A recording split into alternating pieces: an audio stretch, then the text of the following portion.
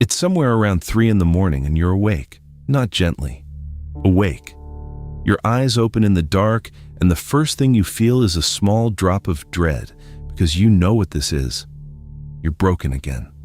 You'll lie here doing the math on how little sleep you'll get, and tomorrow you'll tell someone you have insomnia. I want to tell you something that might change how that hour feels for the rest of your life. For most of human history, waking in the middle of the night was not a symptom. It was a scheduled event. It had a name. It had a purpose.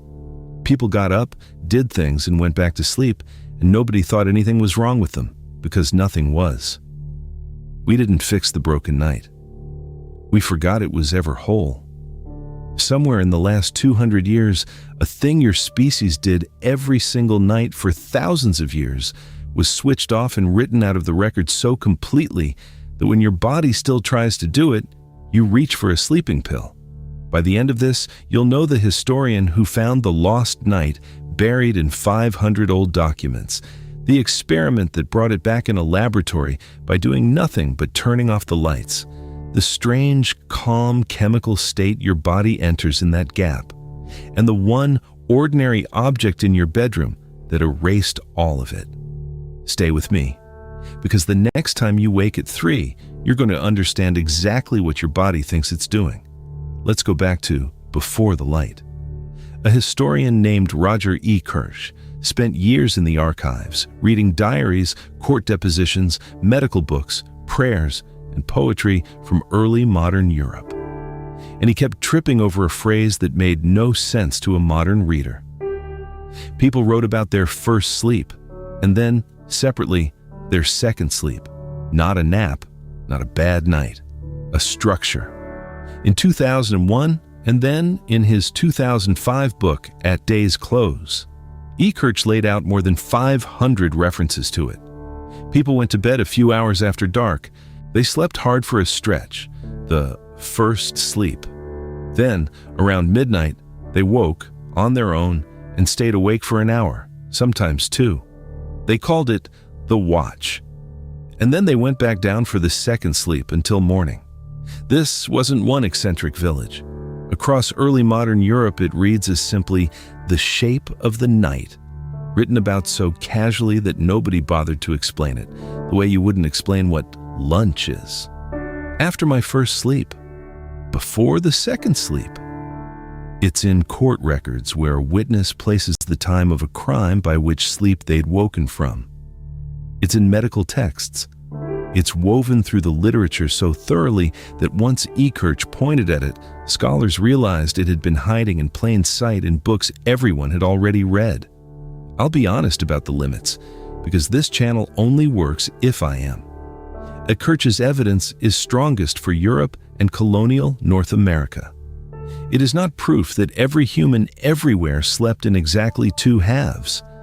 But the pattern is everywhere his sources are, treated as the ordinary shape of the night, which raises the obvious question: what were they doing for that hour in the dark? The answer is everything. E. Kirsch's documents describe the watch as a genuinely useful slice of the day. The most common use was quiet and inward. People prayed, they lay in the dark and thought, and they reflected on the dreams they'd just had in the first sleep, which they believed were clearer and more meaningful caught fresh in that waking. Devotional books were written assuming you'd be up in the middle of the night with prayers meant for exactly that hour. They also got up and did things. They tended fires. They checked on animals and sick children. They started bread that needed a long rise. Some did quiet work by the embers, and couples used it, plainly and often. A French physician named Laurent Joubert wrote in 1578 that laborers had so many children partly because they had sex after the first sleep, when they were rested and, he claimed, better at it. People visited neighbors. The night had a room in it, a calm, private, half-lit room, and humans lived in that room every night without thinking it was strange. Sit with that, because it's the part we've lost most completely. There was a window every night that belonged to no one else. No work demanded of you, nothing to produce, a guaranteed hour of dark, quiet, inward time that the whole society agreed was just part of being alive. You have probably never had one on purpose. And here's the thing that should bother you. Your body still tries to give you one. In the early 1990s, a psychiatrist at the National Institute of Mental Health named Thomas Wehr ran an experiment that is the closest thing we have to a time machine for sleep. He took healthy people and did one thing to them. He took away the light. For weeks, his subjects lived with 14 hours of darkness every night, the length of a long winter night before electric light, with no clocks and no cue for what time it was. For the first while, they slept the way modern people do, in one long block, catching up on a debt. But after about 3 or 4 weeks, something reorganized on its own. Their sleep split in two. They slept a first stretch. Then they woke in the middle of the night for 1 to 3 hours. Then they slept a second stretch until morning. Nobody told them to. Wehr published it in 1992 with a title as plain as it gets. In short photo periods, human sleep is biphasic. Given a long enough night and no artificial light, the human body does not default to one solid block. It splits the night and opens a gap in the middle, exactly where Kirch's diary said it should be. The lab had independently recreated the lost night. The first sleep, the watch, the second sleep, emerging from nothing but darkness in modern people who had never heard of any of it. I'll flag the caveat. Wehr's study was small, the way these intensive lab studies always are, and 14 hours of darkness is longer than most modern nights. We can't say everyone would split their sleep under 9 hours of dark. But the body clearly knows how to do this.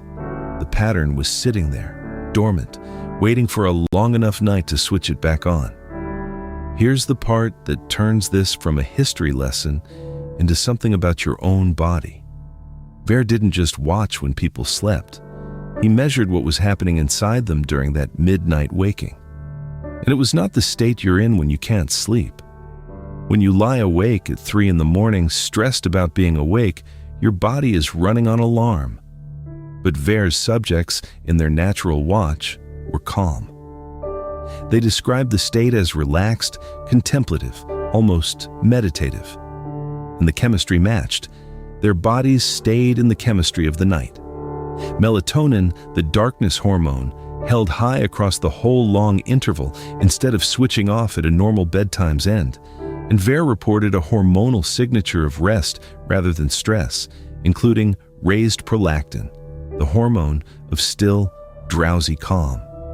Not the cortisol of alarm, not the full alertness of day.